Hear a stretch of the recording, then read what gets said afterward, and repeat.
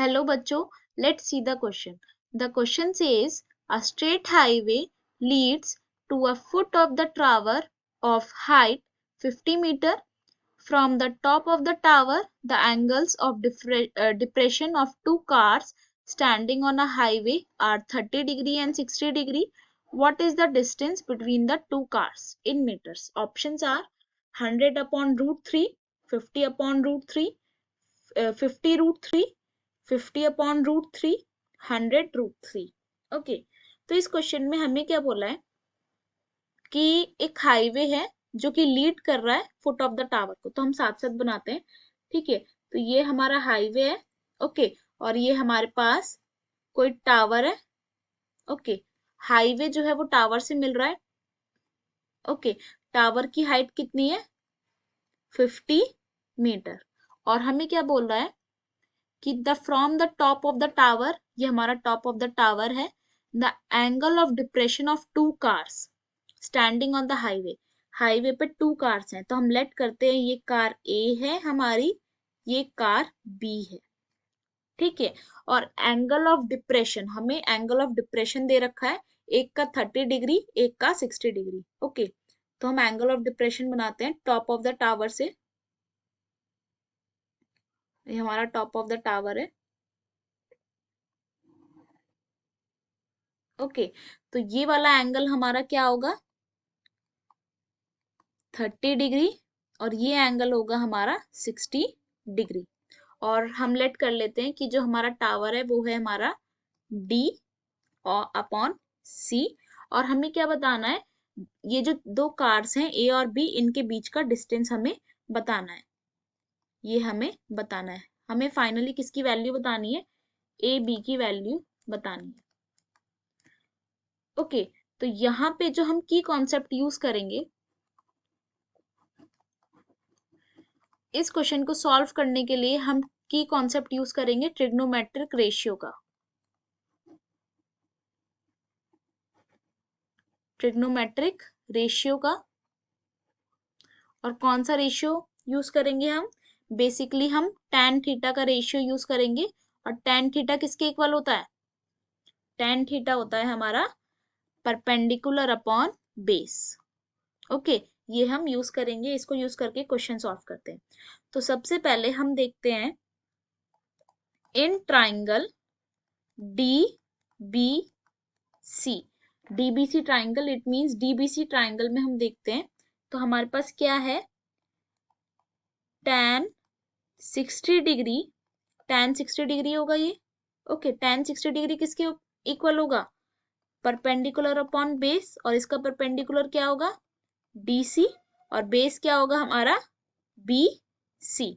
Okay, अब हम क्या करेंगे? BC को हम x लेट कर लेते हैं और AC को हम y लेट कर लेते हैं। ओके, हमने बोला कि हमारे पास BC x है, हमने लेट किया, let BC is equals to x and AC is equals to y। और DC हमें दे रखा है 50 मीटर, तो ये हो जाएगा हमारे पास 50 अपॉन x। ओके, तो tan 60 की वैल्यू क्या आई है हमारी? tan 60 की वैल्यू आई हमारी 50 अपॉन x, और tan 60 की वैल्यू क्या होती है हमारे पास? √3, तो हम यहाँ पुट करेंगे, तो x की वैल्यू आई हमारी 50 अपॉन √3। ओके, अब हम ऐसी y की वैल्यू निकालेंगे। कौन सा ट्राइंगल यूज करेंगे? Triangle ADC। तो हम लिखेंगे in triangle ADC। Okay, tan 30 degree is equals to perpendicular upon base.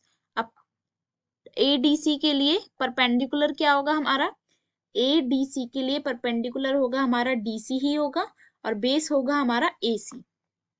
Okay, तो which is equals to DC upon AC। DC हमारा क्या है?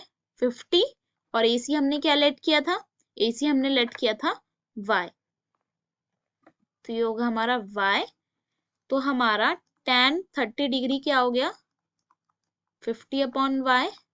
और हमें पता है कि tan 30 डिग्री की हमारे पास क्या वैल्यू होती है, इसकी वैल्यू होती है हमारे पास 1/√3। तो हमारे पास y की वैल्यू क्या आ गई, 50√3। ओके, अब हमें फाइनली किसकी वैल्यू बतानी थी, हमें बतानी थी AB की वैल्यू। ओके, और AB की वैल्यू किसके इक्वल होगी, y माइनस एक्स के। AB को हम क्या लिख सकते हैं, AC माइनस BC। AB को हम लिख सकते हैं AC माइनस BC। ओके, और AC क्या है हमारा, y, और BC है हमारा x। तो AB क्या हो गया हमारा, y माइनस एक्स। तो सिंपली यहाँ पे हम सब्ट्रैक्शन करेंगे, y की वैल्यू क्या आई हमारी 50√3, x की आई हमारी 50/√3। हम एलसीएम लेंगे तो हमारे पास आएगा √3, 50 into 3 minus 50 which is equals to 150 minus 50/√3 which is equals to 100/√3 metre. Okay, तो फाइनली हमारी AB की जो वैल्यू आई है वो आई है हमारी 100/√3 मीटर। ओके, और यही हमारा फाइनल आंसर होगा। ओके, तो distance between the two cars क्या हुआ, 100/√3, 100/√3। ओके, तो इसलिए यहाँ पे हमारा ऑप्शन नंबर ए जो है वो करेक्ट है। Okay, hope you will understand. Best of luck, thank you.